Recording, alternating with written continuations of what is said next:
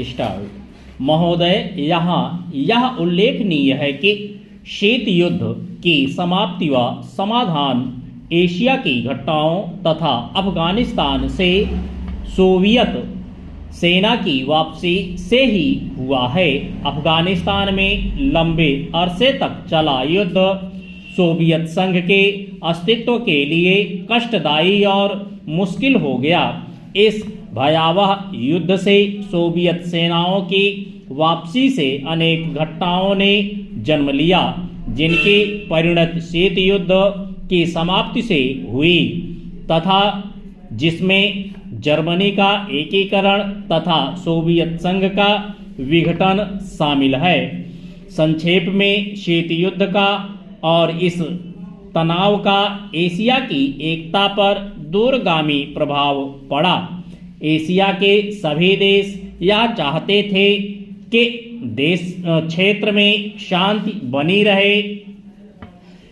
चीन और सोवियत संघ का सीमा विवाद, चीन और वियतनाम का झगड़ा और भारत व चीन का सीमा विवाद उस समय की परिस्थितियों को स्पष्ट करता है। इस तरह से पाकिस्तान पूरी तरह से थाईलैंड और फिलीपींस के साथ अमेरिका के खेमे में चला गया था। जापान अपने आर्थिक और व्यापारिक संबंधों के कारण पश्चिम के देशों में सामीप्य स्थापित कर रहा था। इससे एशिया की एकता को एक नया धक्का लगा है, क्योंकि एशिया के देश अलग अलग खेमों में बट गए थे। 1960 के दशक में एक नया मोड़ आया जब शीत युद्ध के समय में आसियान के नाम से एक नए गुट का प्रादुर्भाव हुआ। इससे दक्षिणी पूर्वी एशिया के देशों में नए आर्थिक और सुरक्षा संबंधी प्रयास किए गए। इन देशों में सांस्कृतिक एकरूपता की वजह से भी एक नए गुट ने जन्म लिया। लेकिन यह कहना कठिन होगा कि इन दक्षिण पूर्वी एशियाई देशों से समूचे एशिया की पहचान या एकता बनाने में सहायता मिली है या उससे धक्का लगा है, क्योंकि इन देशों ने अपनी नीति बहुत स्पष्ट नहीं की और केवल अपने ही गुट के अंदर भूमिपुत्र नीति को जन्म दिया। भारत भी अब आसियान का सहयोगी सदस्य बनने जा रहा है। भारत की पहल से दक्षिण एशियाई सहयोग संगठन सार्क की स्थापना सन 1985 में की गई, जिसके फलस्वरूप पड़ोसी देशों के आपसी सहयोग के लिए नया वातावरण तैयार हुआ।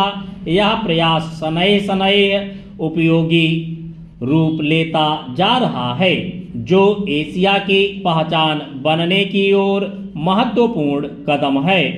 व्यापार, निवेश, तकनीकी ज्ञान, संचार माध्यमों में बढ़ोतरी ने विश्व गांव के विचार को भी पैदा किया। बढ़ते हुए व्यापार, निवेश, संचार एवं विज्ञान की आधुनिक तकनीकों ने पूरी दुनिया में एक दूसरे पर निर्भर रहने के नए विचारों को जन्म दिया। अंग्रेजी भाषा, हॉलीवुड, कंप्यूटर्स और उपभोक्ता संस्कृति ने पूरे विश्व को प्रभावित किया, जिससे देशों में फासले कम हुए। संस्कृति और सभ्यता भी प्रभावित हुई। हो सकता है कि इसके पीछे परिणाम ना हो, ऐसी भी आशंका की जाती है। उदाहरणतः जापान दूसरे महायुद्ध तक अपनी संस्कृति और सभ्यता व संयुक्त परिवार जैसे आधारभूत सामाजिक मान्यताओं को केवल अपनाए हुए नहीं था, बल्कि उससे चिपटा हुआ था। लेकिन जापान जैसे सभ्यता वाले देश भी यूरोप के प्रभाव से बच नहीं सके। महोदय, दूसरे शब्दों में आर्थिक, पारिवारिक, निवेश और तकनीकी कारणों से द्वितीय महायुद्ध के बाद और शीत युद्ध के दौरान एशिया के देशों में पुनः धुंधलापन पैदा हुआ। लेकिन यह बात सही नहीं है कि एशिया की संस्कृति और सभ्यता को पश्चिम के प्रभाव और आधुनिकतम तरीकों ने नष्ट कर दिया। हाँ, एक धक्का जरूर दिया, पर समय समय पर एशिया का यह रूप, एशिया की यह सभ्यता और संस्कृति बलशाली तरीके से उदयमान होती दिखाई देती है। पंडित जवाहरलाल नेहरू ने 1945 में अपनी पुस्तक डिस्कवरी ऑफ इंडिया में एशिया की पहचान पर लिखा है कि हजार वर्षों से जब यूरोप अपने अंधकार के युग में था, एशिया ने अपने मनुष्यों की प्रगतिशील आत्मा को प्रभावशाली ढंग से दर्शाया। उन्होंने यह विश्वास भी जताया कि एशिया की संस्कृति और सभ्यता यूरोप की संस्कृति और सभ्यता से अधिक प्राचीन है। आज के दिनों में भी चीन के नेता अपने यहाँ आध्यात्मिक संस्कृति की बात करते दिखाई देते हैं और अपने आर्थिक विकास को भी प्रतिबिंबित करते हैं। मलेशिया के प्रधानमंत्री बड़े गर्व के साथ मलेशिया के रास्ते की बात करते हैं और आधुनिकता और पारंपरिक संस्कृति के मिश्रण से मलेशिया का विकास करना चाहते हैं। भारत के प्रधानमंत्री भी मध्य मार्ग की बात करते हैं, जिसको वे भारत के पारंपरिक विचार कहा करते हैं।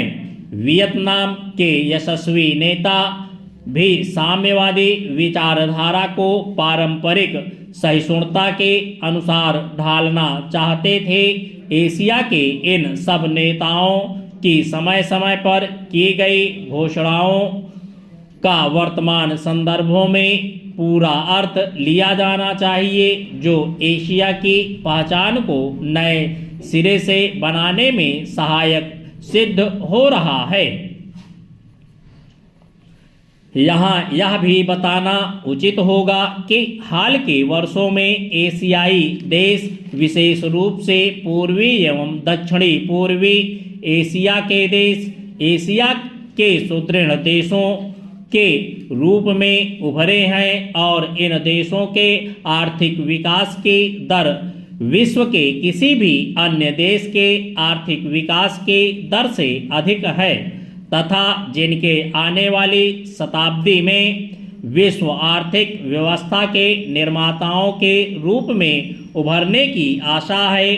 आर्थिक सफलता की इन कहानियों का श्रेय मुख्य रूप से अनुशासित कार्य, किफायत एवं बचत की ऊंची दरों जैसी एशियाई विशेषताओं को जाता है तथा इनसे देशों की जनता के जीवन स्तर में सुधार आया है और एशिया की पुनः खोज जैसा वातावरण बन रहा है।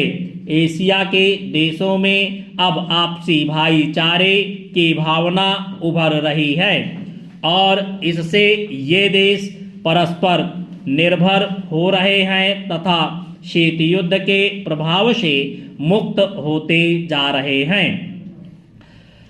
हमारी सरकार ने अपने एशियाई पड़ोसियों के साथ बेहतर संबंध बनाने में पहल करके इस बदलते रुख के प्रति सकारात्मक रवैया अपनाया है। इन सब प्रश्नों का जवाब आज उपलब्ध नहीं है, लेकिन सनैह सनैह इन प्रश्नों में भी इसके उत्तर मिलेंगे। एशिया अपने इन प्रश्नों के उत्तर में एक नए एशिया को जन्म देगा और अपनी एक नई पहचान बनाएगा। यूरोप और अमेरिका के आधुनिक औद्योगिक विकास में फर्क नजर आता है।